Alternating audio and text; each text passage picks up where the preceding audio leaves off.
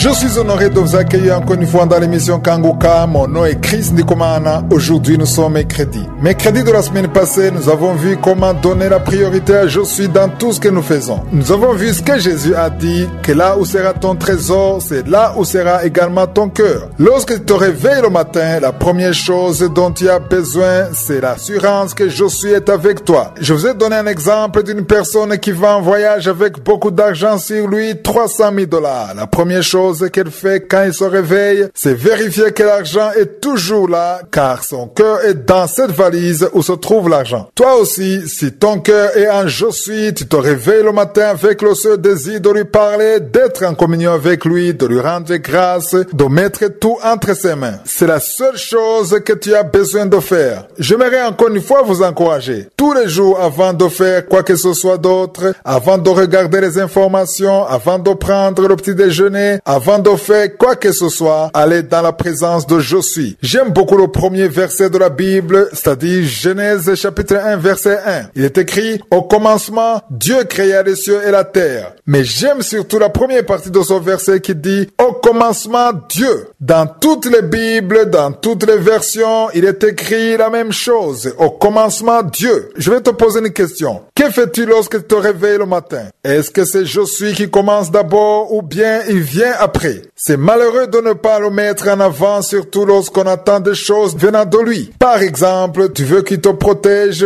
qu'il protège ta famille, qu'il te bénisse, qu'il combatte pour toi, qu'il te donne du travail, qu'il trace le chemin pour toi. Tu attends beaucoup de choses qui viennent de lui, mais lorsque tu te réveilles, tu ne penses pas à lui, tu te réveilles et tu vas directement regarder les informations, tu consultes tes messages, tu vas sur Instagram, tu vas sur Facebook, tu prends le petit déjeuner et tu vas au travail. Et lorsque tu arrives au travail, tu te rappelles que tu n'as pas prié. Pourquoi? Parce que Je suis n'a pas beaucoup de valeur dans ta vie. Il n'a pas la première place dans ta vie. Préparer la journée, c'est dire à Je suis très tôt le matin que rien d'autre ne compte plus que lui ce jour. C'est très important. Je prie pour chacun des auditeurs de l'émission Kanguka et je vous souhaite tous d'arriver à ce stade où vous pouvez affirmer que personne d'autre ne compte dans son monde plus que Je suis. Par exemple, si tu es fiancé, tu peux te lever le matin et la première chose que tu fais, c'est de vérifier si ton fiancé ou ta fiancée n'a pas répondu à ton message ou alors tu lui réponds, c'est la première chose que tu fais. Je t'invite plutôt à mettre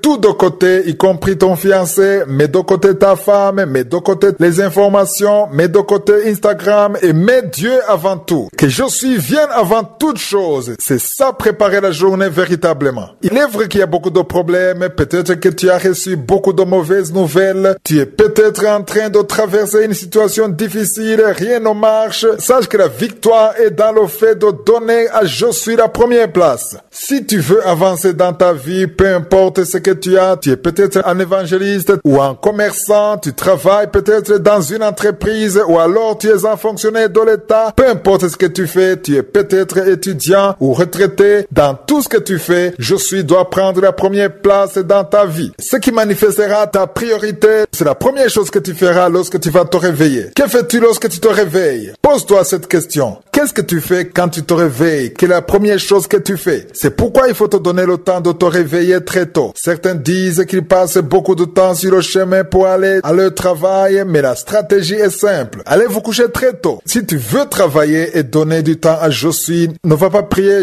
pour juste quelques instants et ne va pas au travail encore endormi parce que tu t'es levé tôt pour la prière. La solution est de dormir tôt pour pouvoir te réveiller tôt et surtout prier. Laisse tomber tout ce qui peut t'empêcher de dormir la nuit. Il y a des films qui peuvent te distraire, il y a des messages que tu écris alors que c'est le moment de dormir. Cela fait que tu te réveilles encore fatigué et tu n'arrives plus à prier. Je vais te conseiller, va dormir tôt, mets ton réveil, réveille-toi tôt et prends le temps de parler à Je suis, prépare la journée, confie ta journée entre ses mains et tu vas commencer la journée avec lui. Tu verras sa main et tu verras la victoire.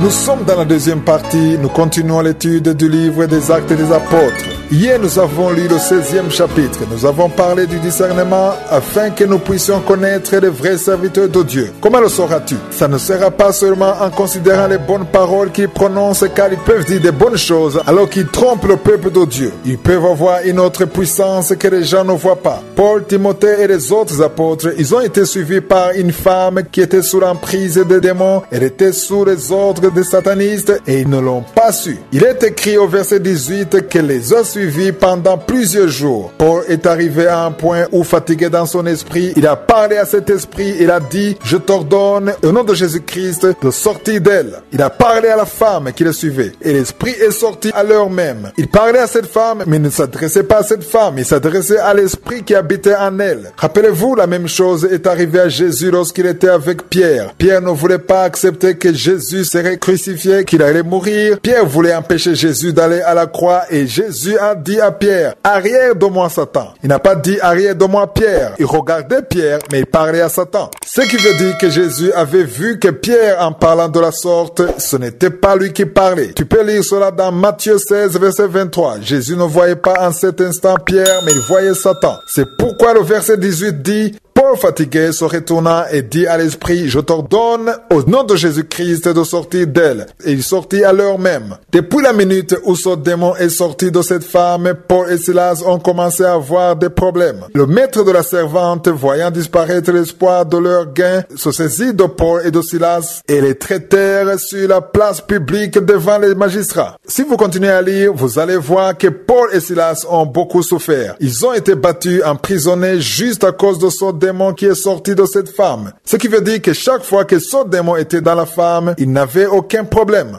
Satan te laisse tranquille lorsque tu ne lui causes pas de problème. Mais quand tu commences à détruire ses plans, il se lève contre toi et il te combat. Ne vous découragez plus lorsque Satan vous combat. J'entends souvent les enfants de Dieu qui se lamentent en disant que Satan ne leur donne pas du répit, qu'il ne leur donne pas la paix. J'aimerais te dire que si Satan te cause des problèmes, c'est parce que toi aussi tu lui as causé des problèmes. C'est parce que tu es en train de faire des choses qu'il ne veut pas que tu fasses. Tu es en train de détruire ses plans. C'est pourquoi il ne veut pas te donner du repos. Chaque fois que tu ne lui donneras la paix, lui non plus ne te donnera pas la paix. Que Satan te combatte, c'est une bénédiction, car il a persécuté Jésus, il a persécuté les apôtres, et il persécute les enfants de Dieu. S'il est contre toi, ça veut dire que tu es sur le bon chemin. Mais s'il ne te combat pas, s'il n'est jamais contre toi, ça peut être possible que vous soyez ensemble sur le même chemin. Il est important que tu sois sur le chemin différent de Satan. Il faut que tu sois sur le chemin du ciel. Ainsi, il te combattra, mais tu le vaincras car la main de Josué sera sur toi. Si vous lisez le verset 22, il est décrit: la foule se souleva aussi contre eux, ayant fait arracher leurs vêtements, ordonnèrent qu'on les bâtît de verges. Les versets 23 et 24 disent: après qu'on les eut chargés de coups, ils les jetèrent en prison en recommandant au geôlier de les garder sûrement. Le geôlier ayant reçu cet ordre les jeta dans la prison intérieure et leur mit les sceaux aux pieds. Je vous invite à lire attentivement le verset 25, nous allons voir l'attitude que doit avoir tout enfant de Dieu lorsqu'il est persécuté, lorsqu'il a des problèmes,